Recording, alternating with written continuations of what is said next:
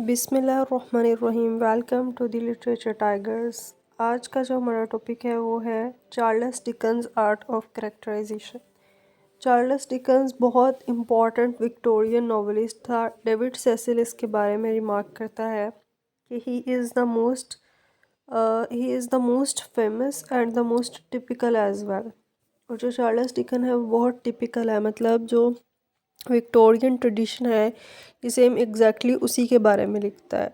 ठीक है, जैसे एक थी एमिली ब्रोंटी राइटर है, तो वो थोड़ा सा कन्वेंशनल व्यू पॉइंट से हट के उनके जो नॉवेल्स होते हैं, लेकिन चार्ल्स डिकन्स की आर्ट ऑफ करेक्टराइजेशन जो है या उनके जितने भी नॉवेल्स हैं वो बिल्कुल टिपिकल हैं। ठीक है, नेक्स्ट है जी, in hard times Dickens employs a wide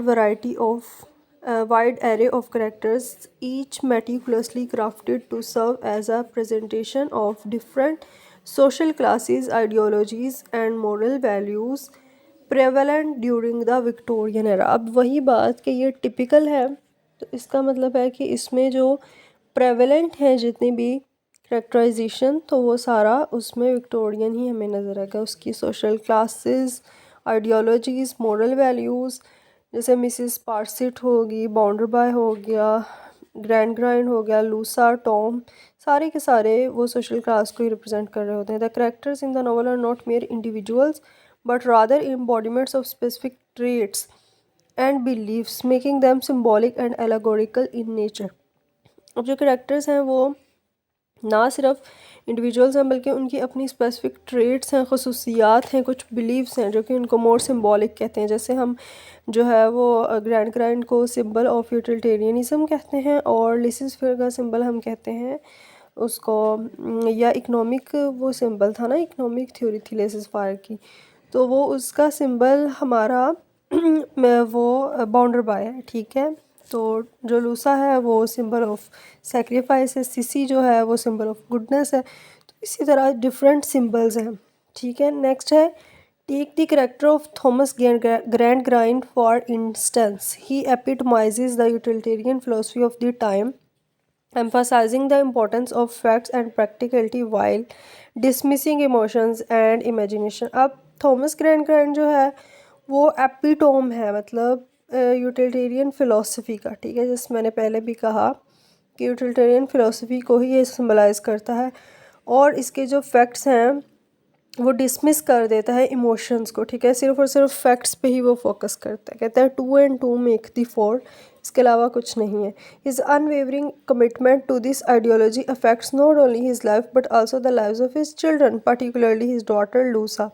grand Louisa, raised under her father's strict utilitarian principles, struggles with emotional repression and inner turmoil, highlighting the psychological consequences of such rigid thinking. अब Louisa जो है उस पर इतने rigid इसके consequences हो जाते हैं कि उसकी मैरिज जो है वो फेलियर, क्योंकि 30 ईयर्स ओल्डर बॉन्डर बाय होता है, उससे 30 साल बड़ा होता है, उसकी मैरिज एक साइन ऑफ फेलियर बन जाती है और वो उसकी ज़िंदगी जो है वो डिस्ट्रॉय होकर रह जाती है। और ये सारा कुछ उसके फादर की, जब उसका फादर उससे बात कर रहा होता है मैरिज की, तो वो बहुत आयरॉनिकल है। ठीक है, उसका फादर कह रहा होता है कि तुम मुझसे शादी करोगी, तो फिर वो कहती है लूसा कि I had never had a child's dream, कि मेरे पास I had never a child's fear nor a child belief, कि मैंने तो कभी चाइल्ड का ड्रीम ही नहीं देखा। कहती है father you were so wise in my upbringing, आप इतने वाइज थे कि आपने मुझे क्रेडल से लेके इस ओवर तक, झूले से लेकर यहाँ तक कोई ख्वाब सोचने ही नहीं दिया, कुछ इमेजिन करने ही नहीं दिया। ठीक है, और फिर जब वो मैरिज के लिए हाँ कर देती है, सिसी भी नाराज़ हो जाती कि इससे कि क्यों तुमने उसके साथ मैरिज के लिए हाँ की, लेकिन लूजा सोचती है कि what does it make matter, what does it matters, कि इससे क्या फ़र्क पड़ता है, क्योंकि वो इतना उसकी जो परवरिश है वो इस तरह की फादर की स्ट्रिक्ट यूटिलिटेरियन प्रिंसिपल्स के अकॉर्डिंग हुई थी। ठीक है, नेक्स्ट जो है वो mister Bounderby, another prominent character, presents the emerging industrial bourgeoisies. ठीक है, he is wealthy factory owner, ये एक मैन्युफैक्चरर होता है, फैक्ट्री ओनर होता है, who flaunts he self made success but lacks genuine compassion and empathy. इसमें कंपैशन बिल्कुल नहीं होता, he is totally devoid of compassion, devoid of empathy.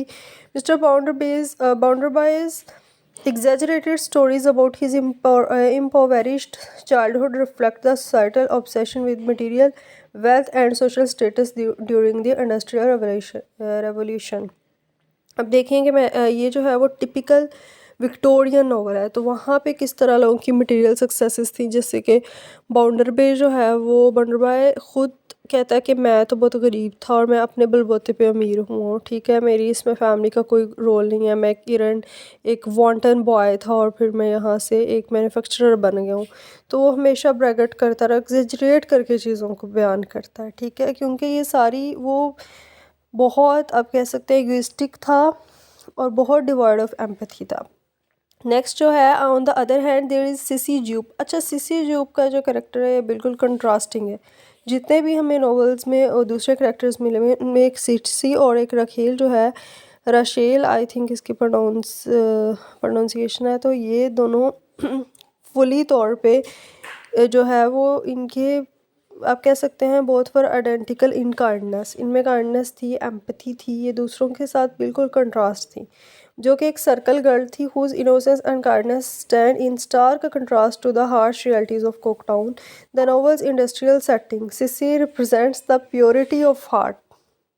Cc जो है वो प्योरिटी ऑफ हार्ट को डिटर्मिन करती है और imagination that Dickens believed were essential to preserving humanity's moral compass amid the dehumanizing effects of industrialization। तो इनके दरमियान यही एक symbol of hope थी।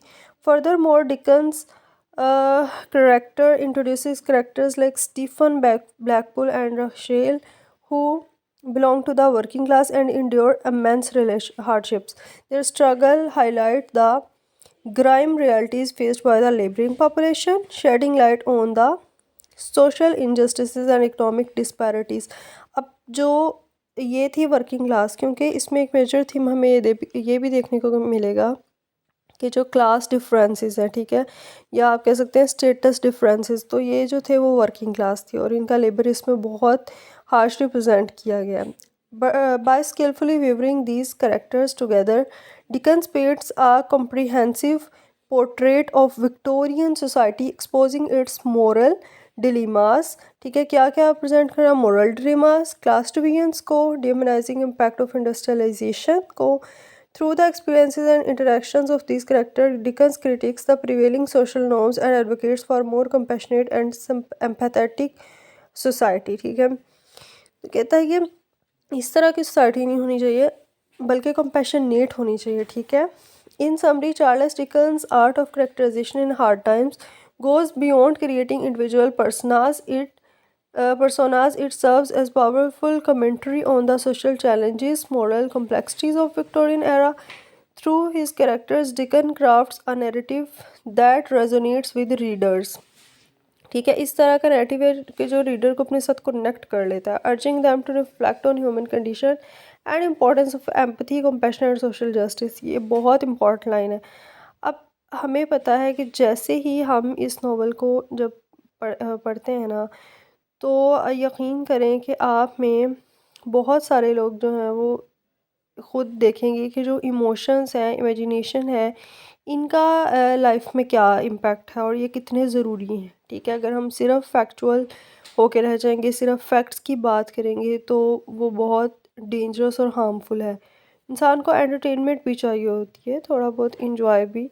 तो वो इस नावल में चार्ल्स डिकन्स ने बहुत खूबसूरती के साथ अपने मुख्तलिफ फिक्शनल करैक्टर्स को रियलिस्टिक वे में प्रेजेंट करके जो है वो ऑडियंस तक अपना आप कह सकते हैं कि ही कन्वेड हिज मैसेज इम्प्लिसिटली, ठीक है, एक्सप्लिसिटली नहीं किया बल्कि इम्प्लिसिटली का मतलब है कि गैर वाज़ेह तौर पर, ठीक है। और हमें एंड पे आके पता चलता है कि वाकई imagination and fancy are so much important to keep a man happy. Visualize करें, ड्रीम्स देख करें, ठीक है, dream big and think big. तो यही इस नावल का आप कह सकते हैं कि समरी पॉइंट है। बाकी होप सो आपको वीडियो जो है वो अच्छी लगी होगी। अगर अच्छी लगी तो शेयर कीजिए और चैनल को सब्सक्राइब कीजिए। अल्लाह हाफिज़, keep waiting for my next video.